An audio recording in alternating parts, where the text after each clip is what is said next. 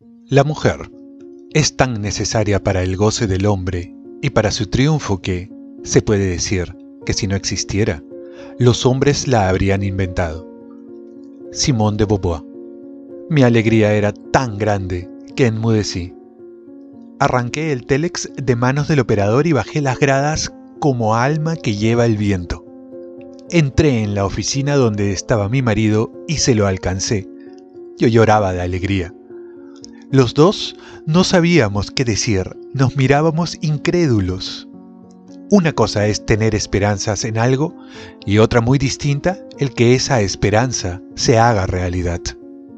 Después de mucho tiempo me besó y me abrazó muy fuerte. Su emoción era inmensa. Todos nos miraban extrañados sin sospechar lo que pasaba.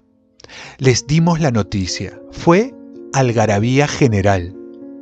Por poco esa noche no sale al aire la emisión en español. Trajeron de no sé dónde una botella de champán para brindar por el éxito de Mario. ¡Qué orgullosa me sentía!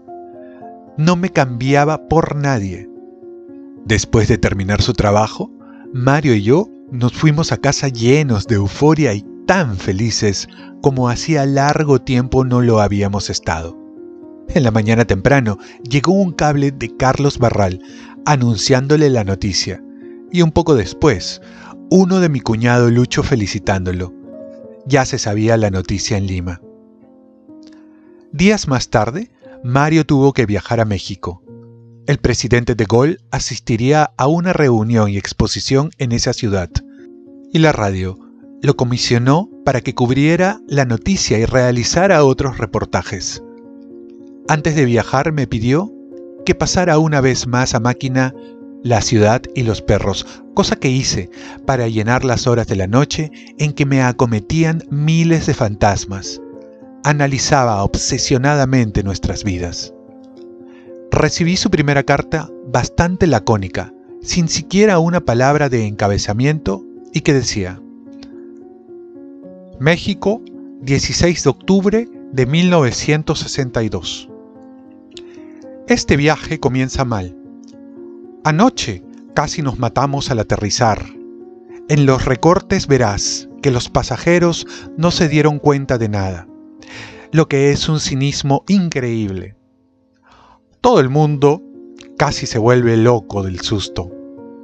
Pero sobre todo yo, ya te puedes figurar, me he quedado con los nervios mal otra vez y para remate, tuve que comenzar a trabajar esta misma mañana sin ánimos. En fin, te escribo ahora solo unas líneas para que sepas la dirección. Me quedaré en este hotel, que es bueno y barato. Confío en que estés tranquila y que todo vaya bien por allá. No dejes de avisarme si Carlos Barral recibió el manuscrito de mi novela. No te puedo contar nada de México, solo he visto el bosque de Chapultepec, donde está la exposición. Ya te escribiré más largo pronto. Recuerdos a José María. Mario. Mario no se cansaba de corregir La ciudad y los perros y enviaba a Carlos Barral repetidamente nuevos manuscritos. Los recortes de prensa que me incluía eran realmente alarmantes. Sus titulares decían: La muerte rondó anoche a 140 viajeros en un jet. Y el artículo era el siguiente: 140 personas, 130 pasajeros y 10 tripulantes que viajaban en el jet Boeing 707 de la ruta París-Nueva York, México, estuvieron anoche a punto de sufrir una catástrofe por impericia del piloto que conducía la nave. El avión trató de aterrizar a toda velocidad y se comió la pista. Para salvarse del desastre, el jet volvió a elevarse. La torre de control del aeropuerto, extrañada por la inesperada maniobra, preguntó hasta 5 veces al piloto George Bernard las causas que lo obligaron a tomar altura. Hasta la última llamada, el capitán de la nave contestó y dijo que una vaca se le había atravesado en la pista. Inmediatamente se mandó a inspeccionar la pista y sus alrededores, y el animal no apareció por ningún lado. Por tanto, la torre atribuyó la maniobra del piloto a que, habiéndose comido la carpeta asfáltica por excesiva velocidad, tuvo que elevarse nuevamente para evitar un desastre. Por su parte, la aeromoza Luisa Guillén explicó que cuando el avión enfilaba para tomar la pista, sorpresivamente rugieron los motores y el jet volvió a tomar altura. Ella dice que acudió a la cabina de pilotos y estos le informaron que una vaca invadía la pista. La señorita Guillén informó entonces a los pasajeros que darían otra vuelta sobre la Ciudad de México antes de aterrizar. Afirmó la aeromoza que los pasajeros no se alteraron ni se dieron cuenta del peligro que corrieron. Entre los pasajeros venían el señor Humbert Rousselier, jefe del Servicio de Expansión Francesa Económica en el extranjero, el señor Roger Philippon, presidente de la Exposición del Libro en el extranjero, Roger Monteil, director del Instituto de Investigaciones Siderúrgicas, Albert Treca, ministro de Relaciones Exteriores de Francia, que asiste a la Exposición Técnica Francesa, y otras personalidades. Junto con este, había varios recortes de otros periódicos que me enviaba. Me puse tremendamente nerviosa y preocupada por él. Desde el accidente donde perdió la vida Wandita, le quedó como un trauma por los aviones. En esos mismos días, recibí otra carta de Patricia. Era la que había prometido escribirme, pero llegó retrasada. En la forma que se dirigía a mí, contrastaba con todo lo que le había hablado a su tía Berta.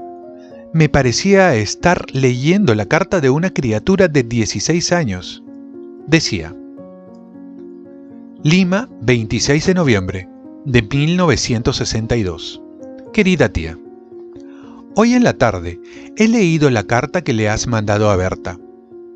Soy yo la que tiene que contestar a tus dos preguntas. No he sabido, sino por tu carta, que Mario ha estado 24 horas en Lima. No sé cuál ha sido el objeto de su venida, si es que estás segura que lo ha hecho, como dices en tu carta. No tenía idea que había estado aquí, porque ni me lo había dicho, ni lo he visto tampoco. Más aún, ni siquiera he hablado por teléfono con él. Tienes que creerme. En segundo lugar, no sé con quién diablos ha hablado Mario por teléfono desde París, pero conmigo no ha sido. Creo que lo que deberías hacer es preguntarle y así verás que no tengo nada que ver en esto. Te juro, no por Dios, porque cabría la posibilidad de mentirte, sino por mi hermana, que todo lo que te estoy escribiendo es cierto. No sé en qué te basas para afirmar que le he escrito allá y a México. Desde esa carta que te escribí, no le he escrito sino una vez, y fue cuando llegó a México, para pedirle que no me escribiera más, y para tratar de convencerlo que Berta no me había engañado a mí, ni que lo que sabía se lo había dicho a toda la familia. Hace bastante tiempo que él no me escribe tampoco. Tanto es así que ni siquiera me ha escrito por mi cumpleaños. Eres tú, tía, la que se empeña ahora con tus nervios en destrozarme más y revivir todo esto, que por lo demás ya hacía más de un mes de lo cual no se hablaba. En tu carta haces una especie de amenaza, contarle lo que le ha sucedido a Mario, a mi papá. Siento en el alma tener que recordarte algo que mi hermana te pidió una vez: no vengarte con mis papás por cualquier lío que tuvieras con nosotras. Cualquier cosa que tengo que decirte, no voy a donde tus papás ni donde tu marido, sino que te lo digo a ti. Eso quiero que hagas conmigo, te lo ruego. No meterte con mis papás. Haz de cuenta que ellos nada tienen que ver conmigo. ¿Qué sacarías contándoselo a mis papás? Amargarlos. Y nada, absolutamente nada más. Te suplico que los odios, rencores y desesperaciones sean para mí. En tu carta, eres tú la que me presenta como la víbora y a Mario como el angelito. ¿Qué harías, Berta, si llevaras a vivir a tu casa a la hija de tu hermana y ella enamora a Jorge? ¡Qué atrocidad! Bonita manera de resolver y pensar las cosas. Lo que debía hacer en cuanto le pasó eso a Mario fue venirme a Lima. Yo no he sido eso de mi primo que tú piensas. Cuidado. Tú exageras las cosas. Tú estás muy nerviosa y desesperada. Eso lo comprendo. Si estás viviendo con Mario, encuentro absurdo el que me siga escribiendo y absurdo también que te sigas imaginando cosas y encima contrarias a lo que han sido en realidad. ¿Por qué no tratas de olvidarte de eso, tía? Ni pienses, ni me escribas, ni hables de eso. Si Mario está viviendo contigo es seguramente porque también lo piensa así. Debes olvidarte de esa deslealtad tan grande de tu sobrina. Yo también tengo mucho que olvidar. Con mi primera carta me echaba yo la culpa de todo, porque pensaba que así tenía y debía hacerlo. Pero ahora, yo también estoy asqueada de tantas cosas, que ni ánimos para eso tengo. Tu famosa carta me ha irritado terriblemente. Comprendo que con esta pase algo igual. Te ruego no escribir más, tampoco a Berta sobre esto, pues desde ahora en adelante nadie me sacará media palabra. Hasta pronto, Patricia. Postdata. No muestres esta carta a mi primo. Él te haría un escándalo, un sufrimiento más para ti. Ah, me olvidaba. Trata de ayudar a Marito en desprenderse de las garras de esta víbora que lo ha hecho caer en una cosa tan desleal. Cuando terminé de leer la carta de mi sobrina, temblaba entera. No podía concebir que una niña me escribiera en semejante forma, con tanto rencor, hasta con cierto odio acumulado. Parecía que la engañada fuera ella, que el estar viviendo nuevamente con mi marido fuera para ella una ofensa terrible. No sabía qué pensar. Nunca pretendí vengarme. El tiempo le demostraría lo equivocada que estaba. Eso sí, no cejé en mi lucha por no perder a Mario. Pero a ella nunca la ofendí. En cambio, ella sí lo hizo conmigo y mucho. Incluso hasta la justificaba atribuyendo esta situación a cosas de su edad. Era una niña que quería ser mujer a toda costa y que se encontraba víctima de un amor desgraciado. Si yo hubiera hablado con mi hermana y mi cuñado oportunamente, me hubiera evitado todos los sufrimientos. Además, que hubiera sido lo justo. Pensé en ellos mucho más que Mario y Patricia. El tiempo es un paliativo para el dolor y la comprensión de una mujer que ama da todo por el ser amado. Es por esta razón que, llegado el momento, les dejé el campo libre sin reproches, sin rencores. Lo que viví fue solo mío. ¿Para qué lo iba a decir? ¿Acaso podía pretender encontrar eco en dos personas que solamente pensaban en sí mismas? No, no encontraría nada. Como que así fue. En mi soledad, tenía mucho tiempo para pensar. Con José María, que por unos días se alojó en casa, íbamos a los museos, dábamos largos paseos, pero nunca le dije nada de mis obsesiones, como las llamaba Mario, y seguía metida en mi silencio. Día a día me encerraba más en mí misma. Al irse José María nuevamente, me quedé sola, con mis amarguras, y eran estas tan terribles que me dañaban hasta lo más profundo de mi ser. No sabía qué camino tomar. Adoraba a mi marido, pero no me resignaba a ser simplemente su amiga. Nuestra vida íntima casi no existía. Rara vez se acercaba a mí para alejarse nuevamente. Yo no podía ser solo ese objeto que se toma y se deja cuando se quiere. En nuestras relaciones era frío. No ponía nada de cariño, nada de ternura, algo completamente maquinal. Decidí que antes de seguir con esa farsa de matrimonio, lo mejor era terminarlo. Le escribía a México en estos términos a Mario. Le pedía que nos separáramos de buena manera, que no quería que llegáramos a odiarnos. Sin mencionar las cartas de mi sobrina, le decía que estaba enterada de muchas cosas, pero que no tuviera miedo a ninguna bajeza, que lo dejaba en libertad, para que viviera como él quería hacerlo.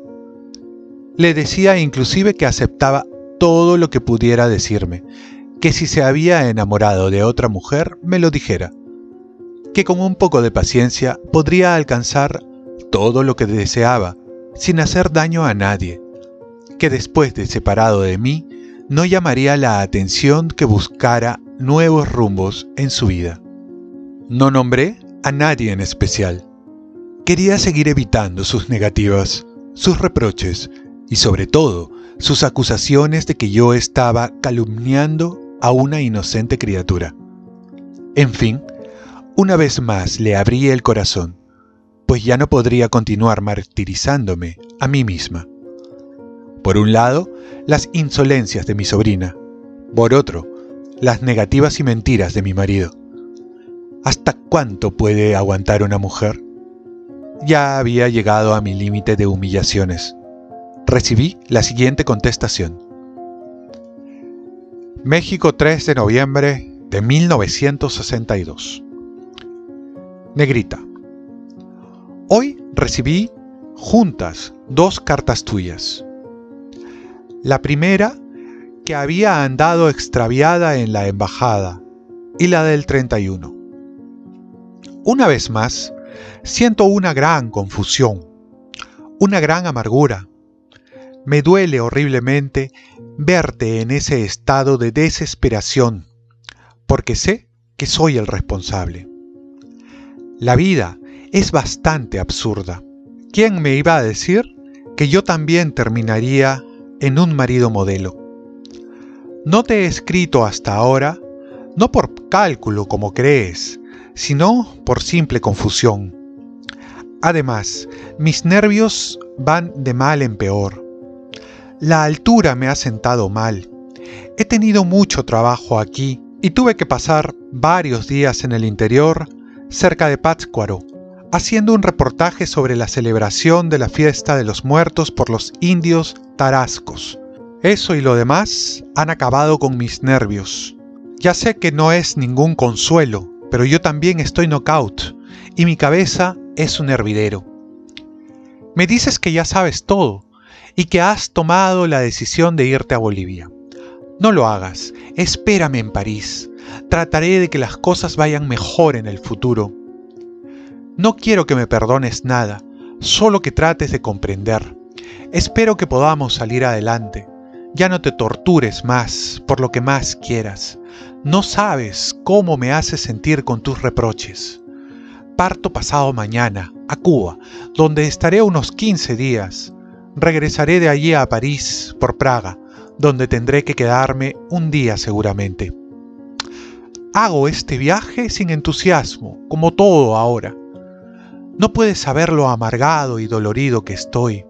Sé que tú también vives una especie de infierno. Haremos lo posible por salir de él, pero sin mezclar a nadie más.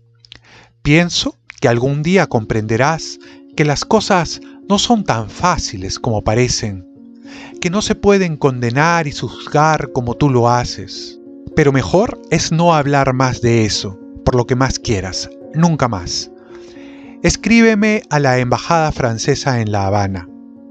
Yo lo haré de allá también, si no se cae el avión. Esta idea se ha convertido en una especie de fascinación para mí desde hace un tiempo, y a ratos tengo la impresión de que si tuviera que elegir, escogería este tipo de muerte. Te dejo ahora. Te suplico que no te desesperes en esa forma, por lo que más quieras, Julia. Mario. La carta de Mario me desconcertó y anonadó. Yo presentía que estaba sufriendo, pero no podía llegar a saber cuál era la realidad de sus padecimientos. Si bien me los dejaba entrever, no hablaba con franqueza. Tenía que aceptar lo que él decía. Lo amaba. ¿Qué podía hacer? Callé la evidencia que encontré en las cartas de Patricia, no por miedo a un escándalo como ella decía, sino para no poner a Mario frente a sus mentiras. No quería descararlo. No le hacía reproches, solo le decía la verdad de mis sentimientos. ¿A quién más que él podía decírselos? Pero lógicamente mi sinceridad la tomó él como reproche. La verdad tenía que deducirla por mí misma, y fue lo que hice. Patricia me decía que no escribiría más a Mario, que había cortado todo con él. ¿Confié en eso? Entonces, la única verdad era que él quería a su prima hermana, y que vivía en ese infierno conmigo, amando a otra persona. Pero no me dejó ir. Le ofrecí su libertad y no quiso aceptarla, ni que me fuera. ¿Qué quería? Sin analizar más la situación, me quedé en París y lo esperé con la ilusión de poder compartir nuevamente nuestra vida, de tratar de ser felices, de hacer lo posible por lograr la paz, la tranquilidad. Aunque en su carta no me decía ni una sola palabra de cariño. Por lo menos prometía que las cosas se arreglarían, que viviríamos de otra manera, que reconstruiríamos lo que estuvo a punto de deshacerse. Confiaba en todo aquello, en sus promesas, y lo esperé con gran cariño, con gran emoción y con todo mi amor. De México, como me decía en su carta, lo enviaron a Cuba. Fue la época de la invasión a la Bahía de Cochinos. Yo seguía trabajando y copiando su libro, a pesar de que ya se habían enviado todos los ejemplares que necesitaba para la editorial para su publicación. Hasta que una mañana, en la oficina me enteré de que Mario llegaba de Cuba. Desde que salió de México, no tuve ninguna noticia. El día que Mario regresó, esperé ansiosamente su llegada, con los nervios en tensión. Me preguntaba 1000 veces cómo me vestiría, qué le diría al verlo. En fin, un cúmulo de interrogantes. Sentía esa maldita muralla que se había levantado entre los dos. Ambos sabíamos que había una sombra que nos separaba, pero ninguno se atrevía a nombrarla. Yo cumplí mi promesa de no volver a tocar el tema que nos incomodaba, por diferentes razones, pero estaba allí y no podíamos liberarnos de él. Examinaba su carta en la que me negó la separación. La leí tantas veces que la sabía de memoria. Ansiaba confiar en sus palabras, me desesperaba por confiar nuevamente en él. Traté de hacerlo con la mejor buena voluntad y estuve a punto de lograrlo. Lo esperé en casa, en nuestra casa. ¡Qué horas más largas! En cuanto llegó, me besó y me abrazó con ternura, con una fuerza desconocida desde hacía tiempo. Era como si quisiera transmitirme una seguridad que yo no sentía completamente, como si deseara convencerse a sí mismo que esperaba anhelante el momento de nuestro reencuentro. Me acuerdo que tenía puesto un terno negro de corduroy que le quedaba muy bien. Me trajo cosas muy lindas de regalo, aún las conservo todas. Después me enteré que a Patricia también le había enviado desde México un lindo prendedor. Descansó un momento. Me eché a su lado en la cama. Me apoyé en su hombro y así estuvimos largo rato, en silencio. En ese silencio que a veces dice más que todas las palabras. Me invitó a cenar a un restaurante cerca de casa. Salimos. Al pasar por una joyería del barrio latino, me apretó la mano y me dijo: «Ven, entremos. Quiero regalarte algo lindo». Yo me sentía feliz y desconcertada. No sabía cómo actuar. No sabía qué escoger. Miraba todo lo que había a mi alrededor, hasta que finalmente me decidí por un lindo reloj de oro, muy pequeño, una belleza. Pero me preguntaba qué significaba esta atención. ¿Era un regalo o una compensación? Nunca lo supe. Pasamos una noche muy linda, a pesar de ese algo que seguía entre nosotros. Ese tema que no podíamos tocar y que los dos sentíamos intensamente. Yo deseaba aclarar muchas cosas, pero no me animaba a malograr ese momento. Conocía además sus reacciones y estaba segura de que me envolvería en un sinfín de palabras para las que no tendría respuesta. Usaría todo ese caudal de vocabulario que tiene, todo ese lenguaje que domina. En ese sentido siempre estuve en desventaja. Quería saber cuál era mi situación, pero esperé. Como siempre, preferí callar y entrar en el juego de "aquí no ha pasado nada". Me acordé de un párrafo muy lindo de un libro de Simone de Beauvoir, Bellas imágenes, que acababa de leer. ¿Es que no advierte entre nosotros el paso de las cosas no dichas? No del silencio, sino de las frases vanas. ¿No advierte la distancia, la ausencia bajo la cortesía de los retos? En realidad, esa era mi situación. Durante una temporada vivimos tranquilos, y hasta podría decirse que felices. Nuestra vida se iba normalizando en todos los aspectos. Ya había algo de comunicación entre nosotros. Empezamos a compartir muchas cosas que habíamos dejado de hacer. Llegaron las pruebas de galera de su libro, las que corregíamos juntos en un café junto al Sena, con la emoción y alegría que esto significaba para los dos.